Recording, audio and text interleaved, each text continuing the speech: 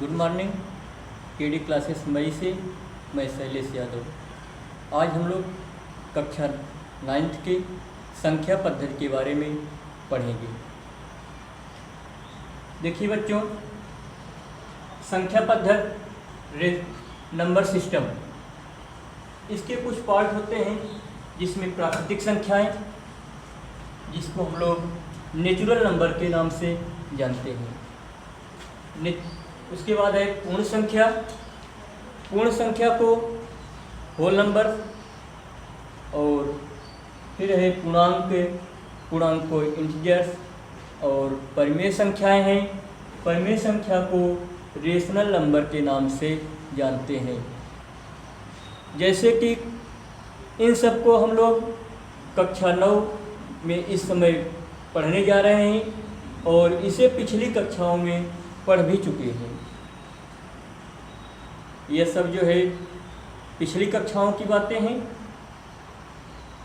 फिर से हम लोग इसे रिपीट कर लेते हैं, क्योंकि हम लोगों के सिलेबस में भी है, 9th में भी है। तो चलते हैं, देखते हैं प्राकृतिक संख्याएं। प्राकृतिक संख्या क्या है, जिसे नेचुरल नंबर के नाम से जानते हैं, यह क्या है? इसे हम लोग अपने आमतौर भाषा में कह सकते हैं कि गिनी जाने वाली, या जो ऐसी संख्याएं जिसे हम लोग गिनने में प्रयुक्त करते हैं या प्रयोग करते हैं, उसे प्राकृतिक संख्या कहते हैं। कह सकते हैं कि गिनी जाने वाली संख्याएं जो है प्राकृतिक संख्याएं कहलाती हैं। तो परिभाषा के रूप में हम लोग इसको जानेंगे, वे संख्याएं जो गिनने में प्रयुक्त होती हैं उसे प्राकृतिक संख्या कहते हैं। जैसे एग्जाम्पल के रूप में लेंगे 1, 2, 3, 4, 5, 6, 7, इस तरह से जहाँ तक हम लोग गिन सकते हैं, सब जो है प्राकृतिक संख्याओं के रूप में प्राप्त करते हैं। बच्चों, हम लोगों को सबसे पहले यह भी पता होना चाहिए कि सबसे छोटी प्राकृतिक संख्या कौन सी होती है। सबसे छोटी प्राकृतिक संख्या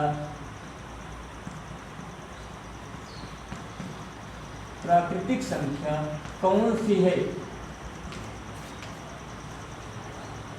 तो सबसे छोटी प्राकृतिक संख्या हम लोग देख रहे हैं 1 होती है, और सबसे बड़ी संख्या जो होती है उसे अज्ञात है, उसे हम लोग जो है इन्फिनिट भी कहते हैं,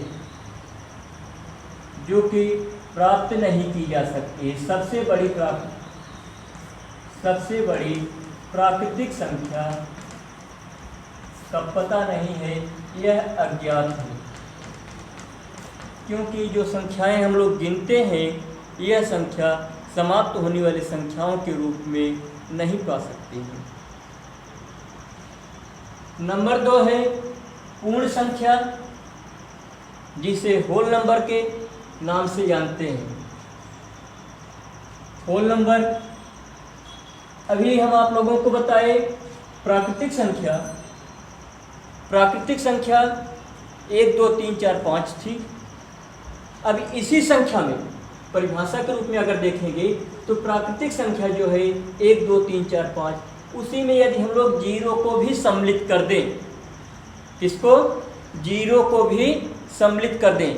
0 को सम्मिलित करने से या 0 को समाहित करने से जो संख्याएं प्राप्त होती हैं, वह जो है पूर्ण संख्या के रूप में प्राप्त होती हैं या पूर्ण संख्या कहलाती हैं। ऐसी प्राकृतिक संख्याएं जिसमें 0 को भी समाहित कर देने से या सम्मिलित कर देने से जो संख्या प्राप्त होती है, उसे पूर्ण संख्या कहते हैं। तो पूर्ण संख्या किसे कहते हैं, क्या आप लोगों को पता हुआ?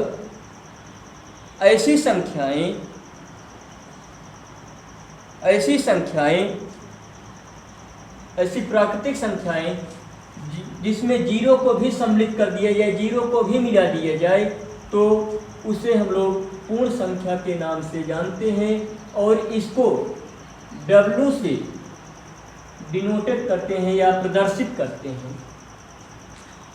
पूर्ण संख्या को W से प्रदर्शित किया जाता है, दिखाया जाता है। तो इस तरह से इसका एग्जाम्पल 0 1 2 3 4 5 6 7 इस तरह से यह पूर्ण संख्या है। पूर्ण संख्या में सबसे छोटी पूर्ण संख्या कितना है, क्या आप लोग बता सकते हैं?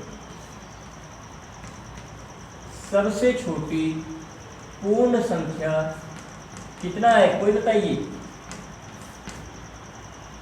सबसे छोटी पूर्ण संख्या कौन सी है? बहुत अच्छे, 0। सबसे छोटी पूर्ण संख्या 0। और सबसे बड़ी पूर्ण संख्या? सबसे बड़ी पूर्ण संख्या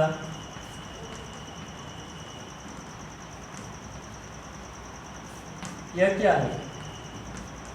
अज्ञात। इसको भी हम लोग जो है नहीं प्राप्त कर सकते हैं। तो दो चीजें आप लोगों को बता चुके, प्राकृतिक संख्या और पूर्ण संख्या। प्राकृतिक संख्या को नेचुरल नंबर से जानते हैं, नेचुरल नंबर के नाम से जानते हैं, और पूर्ण संख्या को होल नंबर के नाम से जानते हैं। प्राकृतिक संख्याएं ऐसी संख्याएं जो गिनने में प्रयोग की जाती हैं प्राकृतिक संख्याएं कहलाती हैं, और ऐसी संख्याएं, ऐसी प्राकृतिक संख्याएं जिसमें 0 को सम्मिलित कर दिए जाए तो वह पूर्ण संख्या कहलाती है। दोनों का एग्जाम्पल आप लोगों को दिखा दिए हैं। अब नंबर 3 पर है पूर्णांक। पूर्णांक को इंटीजर से नाम से जानते हैं। इंटीजर्स क्या है? ऐसी संख्याएं जिसमें पूर्ण संख्या भी सम्मिलित हो और प्राकृतिक संख्या भी सम्मिलित हो। पूर्णांक को इंटीजर से के नाम से जानते हैं। इंटीजर्स क्या है? जिसमें पूर्ण संख्या भी सम्मिलित हो और प्राकृतिक संख्या भी मिली हो। पूर्ण संख्या और प्राकृतिक संख्या दोनों का योग है इसमें। पूर्ण संख्या और प्राकृतिक संख्या दोनों का योग जो है पूर्णांक के रूप में मिलता है।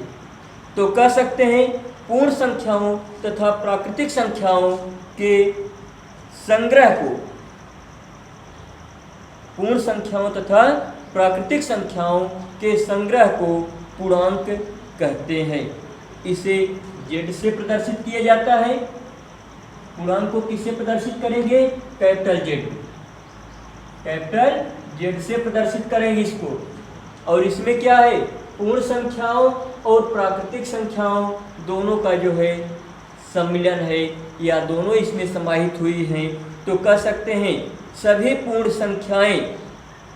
पूर्ण संख्याएं तथा प्राकृतिक संख्याएं के ऋणात्मकों के संग्रह को पूर्णांकों का संग्रह भी कहते हैं। इसमें ऋणात्मक संख्या और धनात्मक संख्या दोनों संख्याएं सम्मिलित हैं। जैसे एग्जाम्पल के रूप में पूर्ण संख्या या पूर्णांक क्या है? इसमें जो है दोनों संख्याएं सम्मिलित है, निगेटिव और पॉजिटिव दोनों, ऋणात्मक संख्या और धनात्मक संख्या दोनों, -1 -2 -3 इस तरह से यह भी है। और आपको हम बताए कि इसमें पूर्ण संख्या भी सम्मिलित है। पूर्ण संख्या क्या है? 0 से शुरू होती है। 0 1 2 3 4 5 6 7 8 इस तरह से कह सकते हैं कि प्राकृतिक संख्याओं तथा पूर्ण संख्याओं के संग्रह को पूर्णांक कहा जाता है। समझ में आया? पूर्णांक किसे कहते हैं? प्राकृतिक संख्याओं तथा पूर्ण संख्याओं के संग्रह को क्या कहते हैं? पूर्णांक कहते हैं। यह इन दोनों का ऋणात्मक संग्रह जो होता है पूर्णांकों का संग्रह कहलाता है, पूर्णांक कहलाता है। एग्जाम्पल के रूप में आपको बताए पूर्णांक का एग्जाम्पल क्या बना? -1 -2 -3 0 1 2 3 4 अच्छा, क्या इसमें भी आप लोग बता सकते हैं कि सबसे छोटा पूर्णांक और सबसे बड़ा पूर्णांक कौन सा है? सबसे छोटा पूर्णांक और सबसे बड़ा पूर्णांक जो है कौन सा है? कोई भी बताए। तो चलिए ठीक है, आपको पिछली कक्षा में हम बता चुके हैं कि ऋणात्मक संख्या देखने में जितनी छोटी होती है, देखने में सबसे छोटी होगी, देखने में छोटी दिखेगी, लेकिन वह सबसे बड़ी पूर्णांक संख्या होती है। जैसे यहाँ पर -1 को आप लोग देख रहे होंगे। -1 देखने में तो -2 से छोटा है, लेकिन ऐसा यह संभव नहीं है। यह जो है -1 -2 से छोटा नहीं है, बल्कि यह -1 जो है -2 से बड़ा है। -2 -3 से बड़ा है।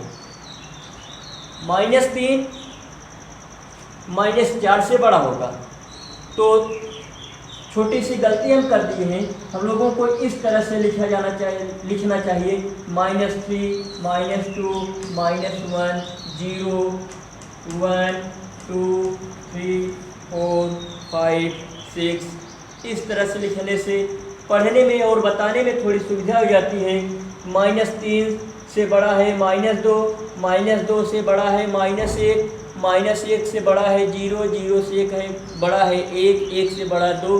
इस तरह से आप लोगों को संख्या रेखा पर भी इसे बताया गया है कि जब बाईं तरफ से दाईं तरफ हम लोग चलते हैं, संख्या रेखा पर बाईं तरफ से दाएं तरफ चलते हैं, तो उसमें जो है हमेशा बड़ी संख्याएं प्राप्त होती हैं। जैसे आप लोग यहाँ भी देख लें, 0 है, +1 +2 +3 +4 इस पर मिलेगा, और यहाँ -1 -2 -3 -4 यहाँ भी प्राप्त हो रहा है। तो संख्या रेखा पर हमेशा याद रखिएगा कि -3 से बड़ा है -2, -3 से बड़ा -2, -2 से बड़ा है -1, -1 से बड़ा है 0, और 1 से बड़ा है 2, 2 से बड़ा है 3। इस तरह से आप लोग इसे देख रहे हैं कि पूर्णांक जो होता है देखने में, ऋणात्मक पूर्णांक देखने में जितना छोटा होगा, लेकिन वह सब उतना ही बड़ा माना जाता है। यहाँ पर सबसे छोटा देखने में -1 दिख रहा है, लेकिन यह सबसे बड़ा ऋणात्मक पूर्णांक है। देखने में तो सबसे छोटा दिख रहा है कि -1 इन सभी संख्याओं से छोटी है, लेकिन ऋणात्मक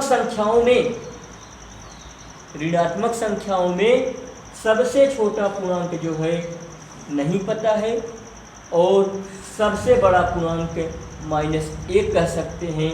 लेकिन अगर इसी को हम लोग धनात्मक संख्या में देखें तो सबसे छोटा पूर्णांक पता है 0, लेकिन सबसे बड़ा पूर्णांक जो है अज्ञात हो रहा है, पता नहीं है इसका। तो पूर्णांक के बारे में बताएं कि प्राकृतिक संख्या और पूर्ण संख्या का जो संग्रह होता है वह जो है पूर्णांक बनाता है। इसमें ऋणात्मक और धनात्मक दोनों संख्याएं होती हैं। ऋणात्मक और धनात्मक दोनों संख्याएं होती हैं। इन संख्याओं का संग्रह ही जो है पूर्णांक बना है। किसका संग्रह, क्या आप लोग बता सकते हैं किसका संग्रह जो है पूर्णांक बन रहा है? ठीक, किसका संग्रह? प्राकृतिक संख्या और पूर्ण संख्या का। फिर नंबर 4 पर है परिमेय संख्याएं। परिमेय संख्या आप लोगों को कई बार हम बता चुके हैं, पिछली कक्षा में भी। तो परिमेय संख्या क्या है? ऐसी संख्या जिसे हम लोग P/Q के रूप में लिख सकें। P/Q किसके रूप में लिख सकते हैं इसको? P/Q के रूप में। P/Q के रूप में लिख सकते हैं, परंतु Q का मान जो है Q is not equal to 0। यानी हम लोग कह सकते हैं कि इसमें हर जो होता है वह शून्य नहीं होना चाहिए। इसका हर जो है परिमेय संख्या का हर जो होता है वह शून्य नहीं होना चाहिए, तो परिमेय संख्या तभी बनेगी। परिमेय संख्या को P/Q के रूप में लिखते हैं जहाँ पर Q is not equal to क्या है, Q 0 के बराबर नहीं होता है, तो परिमेय संख्या कहते हैं। परिमेय संख्या क्या है, ऐसी संख्याएं जिसे P/Q के रूप में लिख सकें परंतु Q का मान शून्य के बराबर न हो, क्या कहलाता है, परिमेय संख्या। जैसे एग्जाम्पल के रूप में ले लीजिए 2/3, 1/3, 1/2, -3/2, -5/7, इस तरह से यह है। लेकिन अगर कहिए यह सभी जो है हमारी परिमेय संख्याएं हैं, क्या है, परिमेय संख्या है। लेकिन अगर इसमें हम लोग कहें कि 1/0, 1/0 जो है यह परिमेय संख्या नहीं है। अभी आप लोगों को उसमें परिभाषा में बताया गया कि Q is not equal to 0, तो यहाँ Q जो है 0 के बराबर मिल रहा है, Q 0 हो गया तो यह परिमेय संख्या नहीं है, परिमेय संख्या नहीं है। तो बच्चों आप लोगों को आज बताया गया प्राकृतिक संख्या, पूर्ण संख्या, पूर्णांक और परिमेय संख्या। फिर अगले वीडियो में हम आप लोगों को अब जो है इन संख्याओं के परिमेय संख्याओं के बीच की परिमेय संख्या निकालने के लिए बताएंगे। तो इसी के साथ हम आज बंद करते हैं अपने क्लास को, अगले वीडियो में फिर मिलेंगे। Thank you.